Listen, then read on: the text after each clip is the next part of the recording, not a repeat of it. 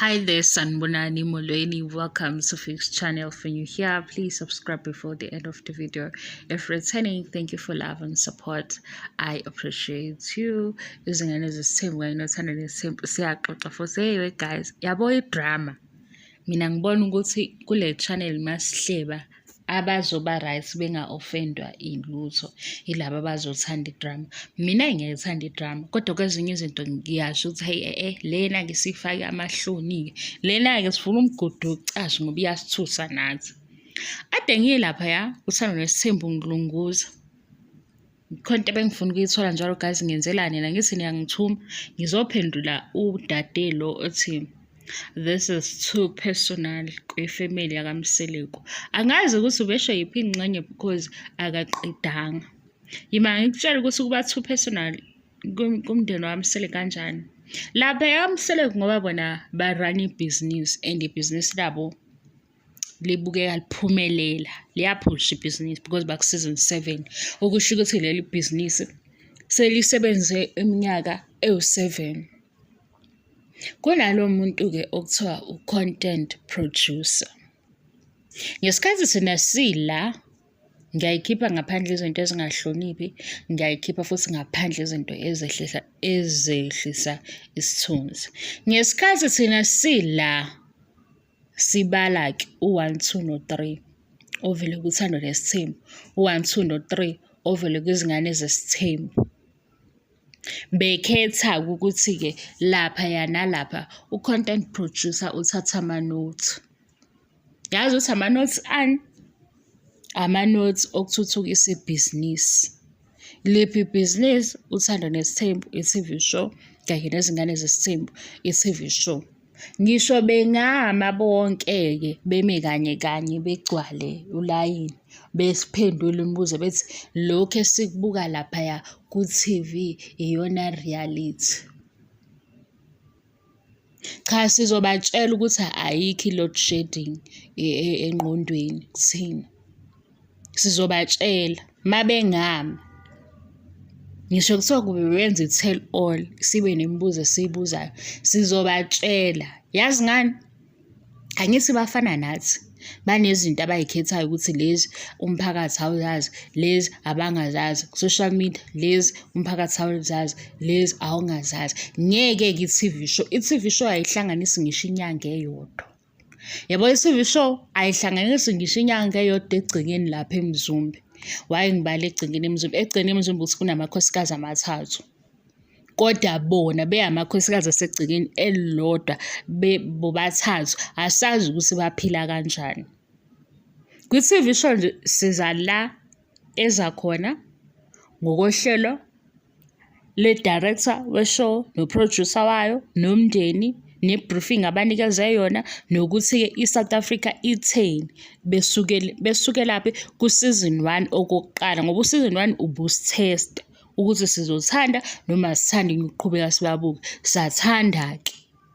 Ase ziyavela-ke inkulumo. Ngicabanga ukuthi nge-season 1 because ilabo bekusene-friendship khona. Ilabo bekusene-sisterhood. Bekusenje nomoya wozwano. Nabantu-ke bethi hayi ukuthi hawu ngempela kunjena yini? Ayikho into baba wayifaka i-teaspoon yabo ukuthi bezwane ngoba sike sikuze lokho okuxoxa. Kodwa lapha kusiphithiphithi esenza ku-social media u-content producer othatha ama-notes ehambe eyolungisa lapha ebhizinisini. Mase kuthi mina nawe sihlanganise ukuthi i-TV show siyayibuka. Personally-ke mhlawumbe leyo abayoyi-addressa ngoba banalo i-page lomndeni abakwazi ukuthi bezikhulumele bona ngezinto ezinjani abangazithandi. Ngezinto futhi nabo abafisa ukuthi bebeke imibono kuzona. Kungaba ubaba ngoba phela sizocabanga ukuthi i-page lomndeni obvious elikababa. Ngoba i-steering lapha, i-steering yini guys? Nami bengiphamba ngesizinto. I-main character kuthando nesithembu ubaba ngoba uye olethe isithembu kithi. Waletha amakhosikazi akhe kithi. Kodwa wawatshela ukuthi bazonijaja, bazoniquestiona, bazoni-criticize, bazonithanda bengangithandi, bazonihleba. Lena-ke el-too personal ngumsebenzi kubona. Yabo nje u-season 7 njengoba usufika nokuthi uMayeni noMakhumalo ubephi. Content producer wenze njani wabona ukuthi ku-season 6 usuvalwa bese babazi ukuthi kanti kwenzakaleni la ekhaya indaba zenishintshe njalo kule season sibamba lokhu sise sisabambe lokhu sekuwokunye. U-content producer waba lapho kwabhala phansi ukuthi masivalwa u-season 7 seniyothinta-ke la ukuthi uMakhumalo noMayeni ithini indaba yabo. Wadideka kuMseleko ngoba sisamuzwa uMseleko sazi ukuthi odidekile uMseleko ngoba phela uMakhumalo uthi mina ngalesikhathi, uMseleko uthi mina ngalesikhathi. Sekusele kuweke ukuthi-ke ubangani-ke nabakhuluma nge-TV show onami mangikhuluma. Yizwe into engishilo u-content producer wabhala ukuthi masuvalwa u-season 7 kuyobaluleka ngoba ku-season 6 ikhulunyiwe le ndaba. Yakhulunywa yaze yakhulunywa kuma-fan base. Siyayizwa futhi nangabo sebebala ukuthi enye into ukuthi kunoThimbani. Asihlangene-ke noThim.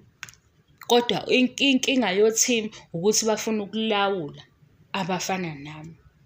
Yizwa-ke mase beyikhuluma ukuthi-ke ngalo nyaka mina ngenze nje mina ngalo sebeyaphikisana. Mabephikisana-ke ngento eyenzekile shuthi iqiniso alikho kule nto abayikhulumile.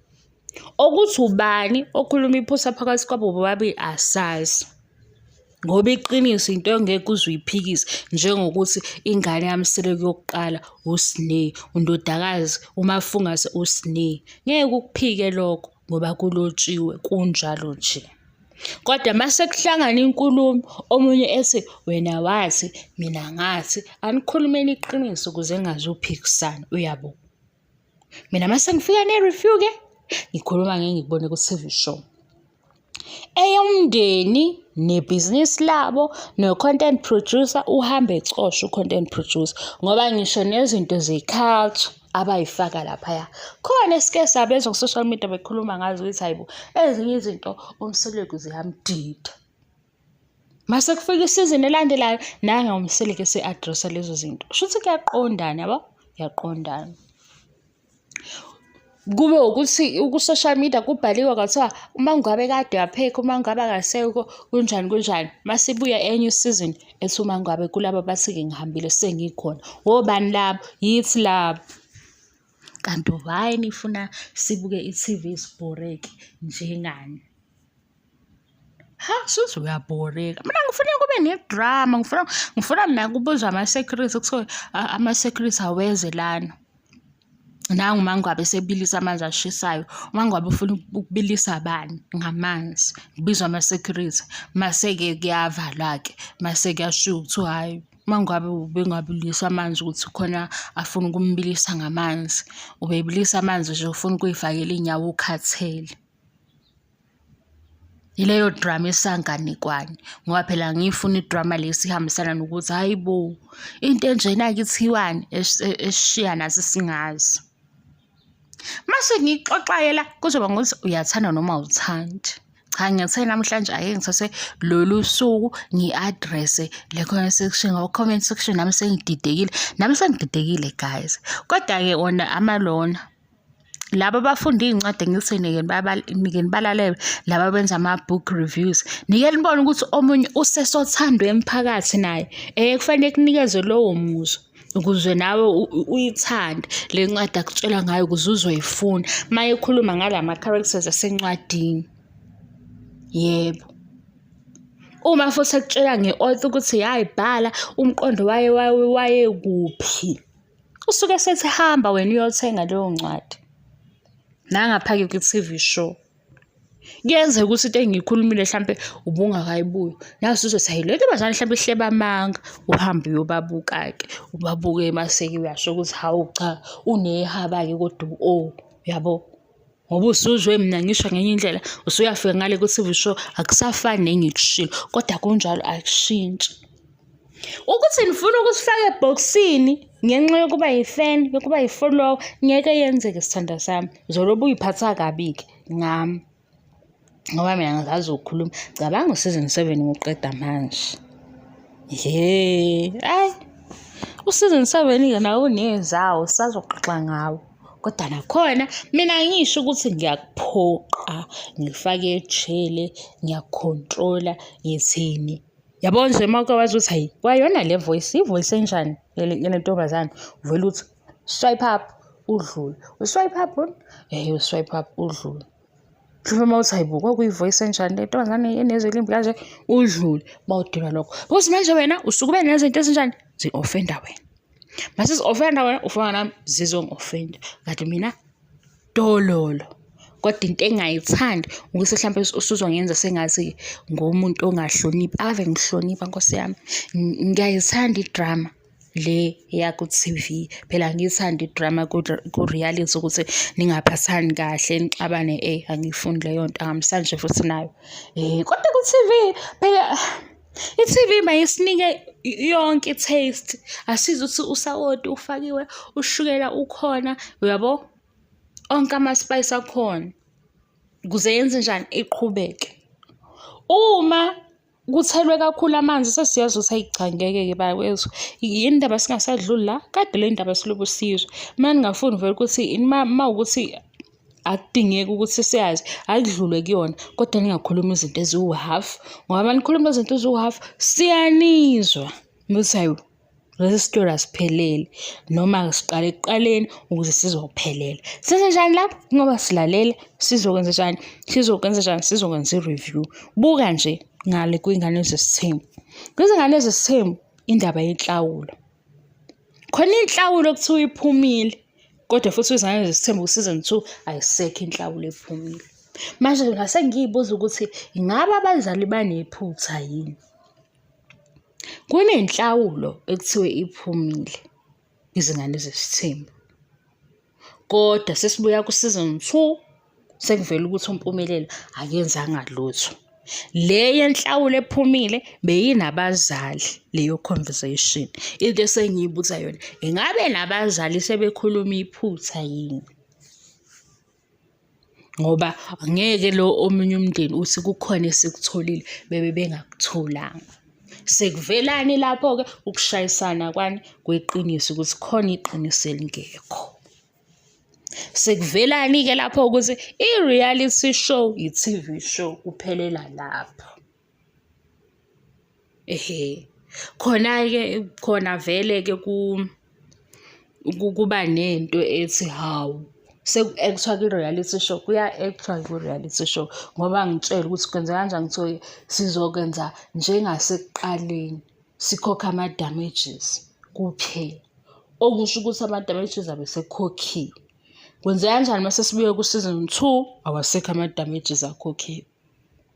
Ngivaleke la ngomoya wami ongemuhle wokuhleba. Engithi nje umoya wokuhleba ngizowuqeda kuleli sonto. Kulela sonto elilandelayo-ke sibe sesenza nje into eqondile. Sengusisi nami o-serious. Okwamanje silobu sicaphuna. Ama-damages sizokwenza njengoba senze ekuqaleni. Ekuqaleni-ke benzeni? Ngoba siyathola lapho ukuthi hawu akasenzanga lutho. Kanti maphi lama-damages abawakhokha ekuqaleni? Bye. Thank you so much for your love and support. Ngiyabonga ngicela.